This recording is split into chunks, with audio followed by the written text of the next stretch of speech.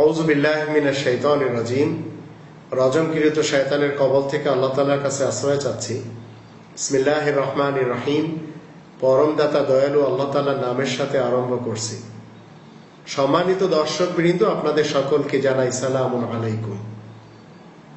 আমরা এই যাবত অনেকগুলি প্রশ্ন পেয়েছি। সেই প্রশ্নগুলির ভিতরে একটি প্রশ্ন হলো, জিনেরাও কি নামাজ পড়বে? এই কোরআন যদি আমি পড়ি, তাহলে এই কোরআনের 51 নম্বর সূরা আয-যারিয়াত এর 56 নম্বর আয়াতে আল্লাহ বলে দিয়েছেন, ওয়ামা খালাকতুল জিন্না ওয়াল ইনসা ইল্লা লিয়াবুদুন। জিন এবং ইনসান আল্লাহ বলেন আমি সৃষ্টি করেছি এই জন্য তারা যেন আমার ইবাদত করে, আমার বন্দেগী করে। তো আল্লাহ তাআলার ইবাদতের জন্য সৃষ্টি করা হয়েছে, আর আল্লাহ তাআলার ইবাদতের ভিতরে নামাজও রয়েছে। তাই আল্লাহ তাআলার ইবাদতে কাউকে শরীক করা যাবে না। এই ব্যাপারে 18 নম্বর সূরা আল কাহফের 110 নম্বর আয়াতে আল্লাহ বলে দিয়েছেন, ওয়ালা ইউশরিক বিইবাদাতি রাব্বিহি আহাদা। না জিনরা শরীক করবে, না ইনসানেরা করবে। আর জিনদের ইতিহাস কোরআনের যদি আমরা 53 নম্বর সূরা আন-নাজম এর 32 নম্বর আয়াত দেখি, সেখানে আল্লাহ বলেন, ওয়াইরান্তুম আজিন্নাতুন ফি বুতুনি উম্মাহাতিকুম।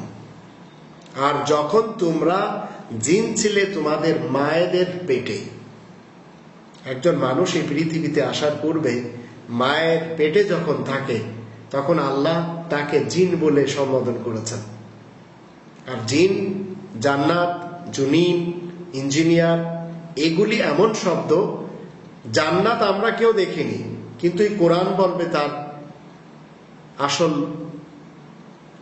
পরিচয় কি, জান্নাত কাকে বলা হয়।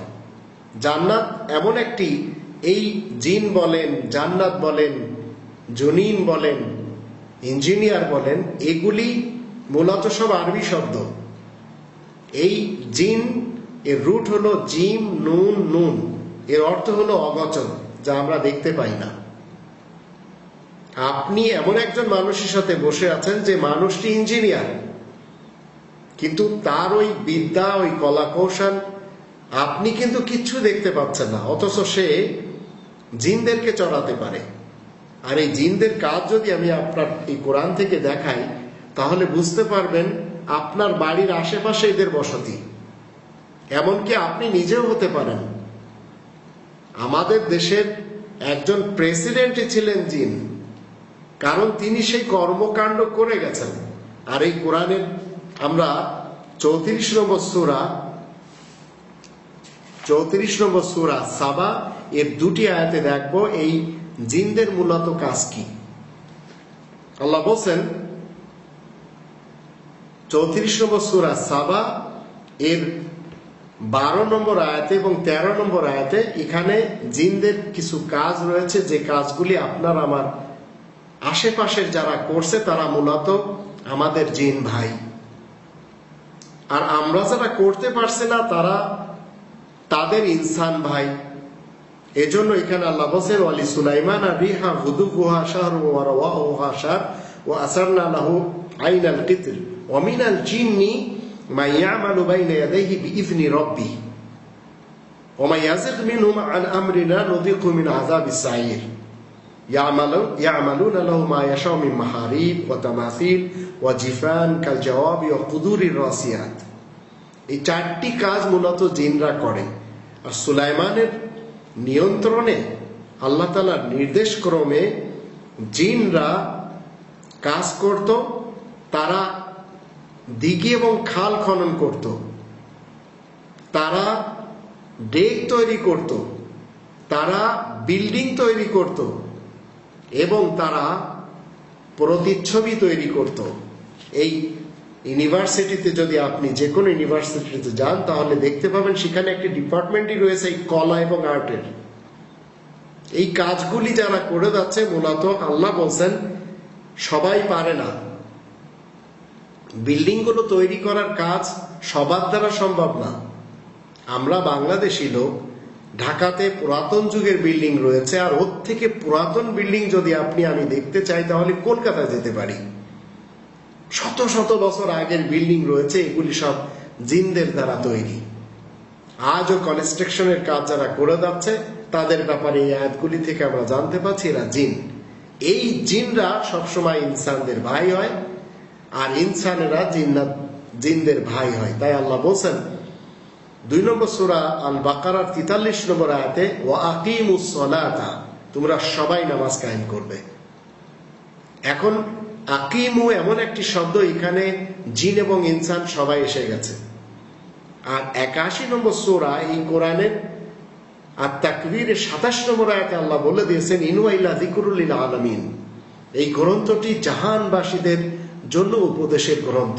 তো এই গ্রন্থ শুধু ইনসানের জন্য না, জিনের জন্য। এই জিনেরা ঠিক ওইভাবে নামাজ পড়বে যেভাবে ইনসানেরা পড়ে। আর এই জিনদের মধ্যে যারা গ্রামের হোক, যারা শহরের হোক, যারা শিক্ষিত হোক, যারা অশিক্ষিত হোক, যারা নেতা হোক বা কর্মী হোক, যারা ধনী হোক অথবা গরিব হোক, যারা সাদা হোক অথবা কালো হোক, সবাই নামাজ পড়বে। আর এই কোরআনের ভিতরে যখন আপনি এবং আমি 72 নম্বর সূরা দেখবো, এই সূরাটির নামই হচ্ছে সূরা জিন। জিনরা হিদায়াত পায়, কিন্তু অধিকাংশ জিনরা পথভ্রষ্ট। যেমন অধিকাংশ মানুষ ইনসানেরা পথভ্রষ্ট, ঠিক জিনদের ভিতরে এইভাবে রয়েছে। তো জিনরাও নামাজ পড়বে যেভাবে ইনসানেরা নামাজ পড়ে যাচ্ছে।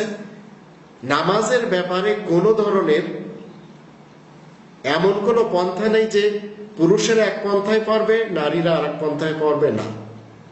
জিনেরা এক পন্থায় পড়বে, ইনসানেরা আর এক পন্থায় পড়বে, সেটাও না। নামাজের যে নিয়ম ভঙ্গি, যে নিয়ম নীতি, সেগুলি আমাদেরকে কাবা শরীফ দেখায়। মসজিদুল হারামে আমরা দেখতে পাই, সেখানে কিয়াম হচ্ছে, রুকু হচ্ছে, সিজদা হচ্ছে, কায়দা হচ্ছে। এই হচ্ছে নামাজের, এই নিজেদের শরীরকে এইভাবে মুভিং করতে হবে, বডিকে এইভাবে মুভিং করতে হবে, এটি আল্লাহ তাআলার নির্দেশ। জিনেরাও ঠিক ওইভাবে করবে যেভাবে ইনসানেরা করবে। তা আমরা জানতে পারলাম এই আয়াতগুলি থেকে জিনদের ছোট্ট একটি ইতিহাস এবং জিনদের নামাজ, ইনসান যারা এদের থেকে একেবারে পৃথক না। আল্লাহ আমাদের সবাইকে কোরআনের নিয়ম নীতিতে নামাজ পড়ার তৌফিক দান করুন, আমাদের মধ্যে যারা জিন রয়েছে এবং আমাদের মধ্যে যারা ইনসান রয়েছে। ওমা আলাইনা ইল্লাল বালাগুল মুবিন।